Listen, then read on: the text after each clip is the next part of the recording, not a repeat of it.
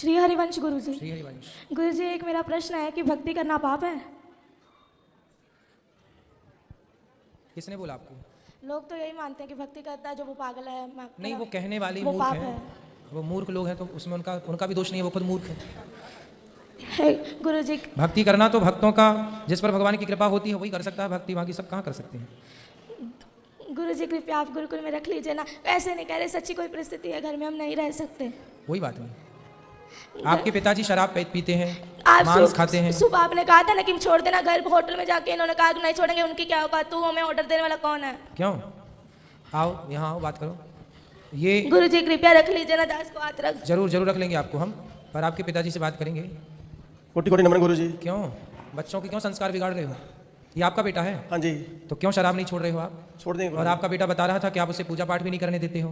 पूरी सारे दिन पूजा पाठ करता रहता है, सुबह मंदिर चला जाता है, वहाँ सारा दिन रहता है, शाम को चला जाता है, 4 घंटे बाहर रहता है। मैं कहा जितना उतना ही कर लो, ये सारा दिन करता रहता है, सारा दिन पढ़ाई छोड़ के स्कूल नहीं जाता, ये पढ़ाई तो जाता नहीं।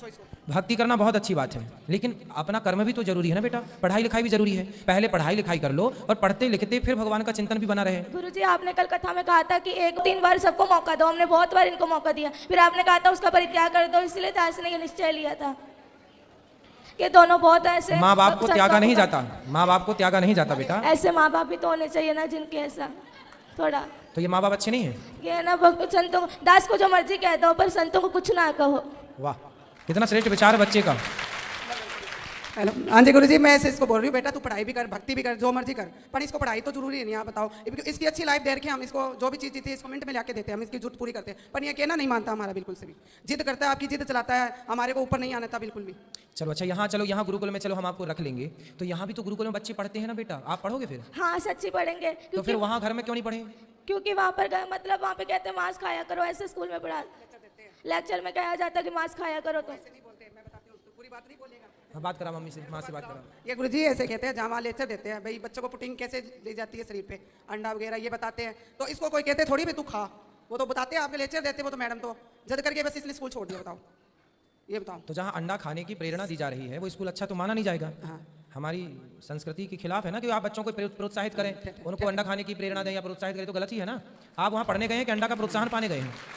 और पढ़ाई भी बहुत अच्छी करता है, बहुत अच्छी पढ़ाई, तो नंबर 1 नहीं है। 550 से नंबर में 450 नंबर लेके आया अभी 5वीं क्लास के नंबर। तो आप संतों को गालियाँ क्यों देती हो मैया? इसके ना वहाँ इसमें लुधियाने नंबर तो अच्छे हैं, पर गालियाँ क्यों देती हो? गुरुजी, दास इसलिए आपके गुरुकुल में पढ़ना चाहता है कि अध्यात्म ज्ञान इसलिए लेना, क्योंकि जैसे आप हमारे भारत को आगे लेके जा रहे, दास भी मेरे भारत को आगे लेके जाए। ठीक है बेटा, लेकिन आप अभी कौन सी कक्षा में हैं? 6ठी। तो बेटा आप 8वीं तक तो घर में पढ़ लो ना। यहाँ पर जो बच्चे हैं वो 8वीं के बाद ही यहाँ पर लिया जाता है। आप 8वीं तक 2 क्लास घर में रह के 2 वर्ष तक पढ़ो, और माँ बाप के साथ आप रहोगे तो ये भी जो गलत राह पर हैं, आपके पिताजी मांस खाते हैं, शराब पीते हैं, पहले इनकी शराब मांस आप छुड़वा देंगे अपने संस्कार से, और आप थोड़ा सा पढ़ाई, जो आपकी माँ कहती है बेटा पढ़ो, तो माँ अपनी जगह सही भी है कि वो अपने बच्चों को पढ़ने के लिए। घर में मांस मदिरा खाते, तकलीफ तो आपकी माँ भी मांस खाती है? तो सब खाते हैं घर में सारे, पूरा घर बदबू से हो जाता है। पूरे घर में बदबू लाते हैं? कहीं उसका सिर पकाते हैं, कभी उसके हाथ पकाते हैं, बहुत कष्ट होता है दास को।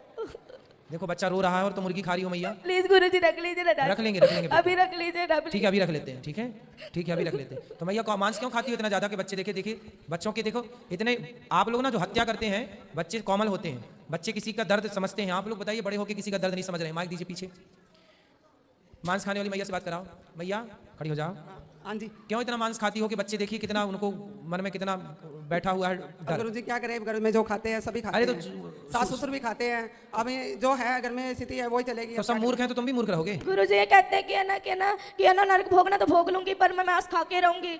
पर ये कहते हैं कि ना तू जो मर्जी कर लेंगे, जो मर्जी मुझे कहते मैं खाऊंगी, तू क्या कर लेगा, तेरा जिस मर्जी के पास ले जा, पर मैं तुझे कहीं मैं छोड़ूंगी नहीं कभी। इसलिए गुरुजी, इसलिए ये पूरा रात को दारू पी के आते हैं, बहुत पूरा कमरा बाजता है।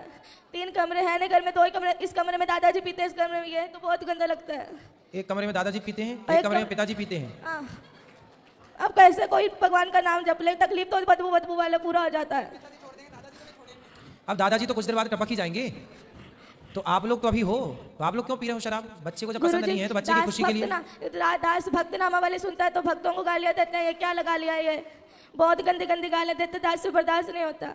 जैसे हम अपना आप लोग यदि ठीक हो जाओ तो दादा दादी की तो छोड़ दो, हम अपना अपमान सह लेंगे पर हमारे बच्चे देखिए माँ बाप बच्चों की खुशी के लिए क्या नहीं करते, और आपका बच्चा कितना अच्छा है कि आप लोगों को शराब मांस से दूर रखने की कोशिश कर रहा है। देखिए बच्चा अपने माँ बाप से स्ट्रगल कर रहा है, लड़ रहा है कि छोड़ दो हर बुरी चीज को, और आप लोग अपने आपके घर में कोई संत का जन्म हुआ, वो संत भाव में है और आप लोग समझ नहीं रहे, पता नहीं कौन से राक्षस हैं आप लोग। गुरुजी वो जो इन्होंने मैंने सुना हमेशा कहते पिताजी छोड़ दो ये पाप है, तो कहते तू मुझे आदेश देने वाला कौन है, मैं तुझे आदेश दूंगा, तू थोड़ी दे सकता है मुझे हाँ, आदेश। मतलब बाप हो तो बेटा सही भी बताएगा तो आप उसे गलत सिद्ध कर दोगे।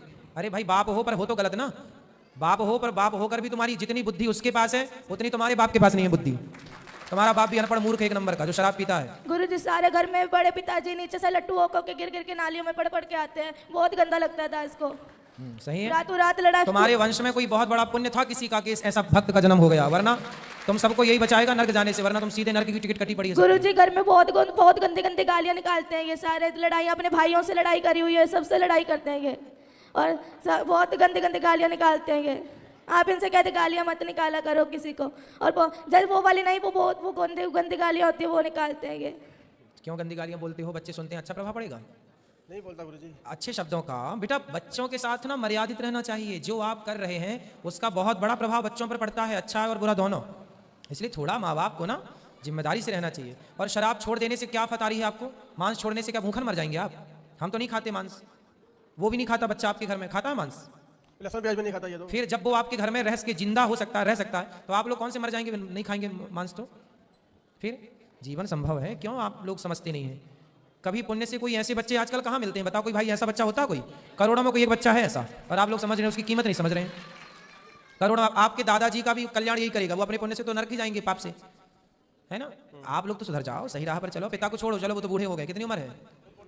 ठीक है उम्र है, आप सुधरो। गुरुजी सब दास सबके सामने कहना चाहता है कि है ना दास अपना अपमान सह लेगा पर अपने गुरु का और अपने इष्ट का कभी अपमान नहीं सहेगा, इसलिए दास को मृत्यु ही मिले पर दास मेरे प्यारे संतों का अपमान नहीं होने देगा। बिल्कुल बहुत सुंदर, सही है, इसलिए पर आपको पढ़ना भी है, ठीक है? गुरुजी कृपया रख लीजिए ना दास को। हाँ बोल तो दिया हमने, रख लेंगे बिल्कुल, रहो ठीक कब है। रखेंगे? अभी आ जाओ आप, अभी रहो, हमारे साथ चलना, करवा देंगे। जी गुरुजी आपका बहुत बहुत धन्यवाद दास का। ठीक है।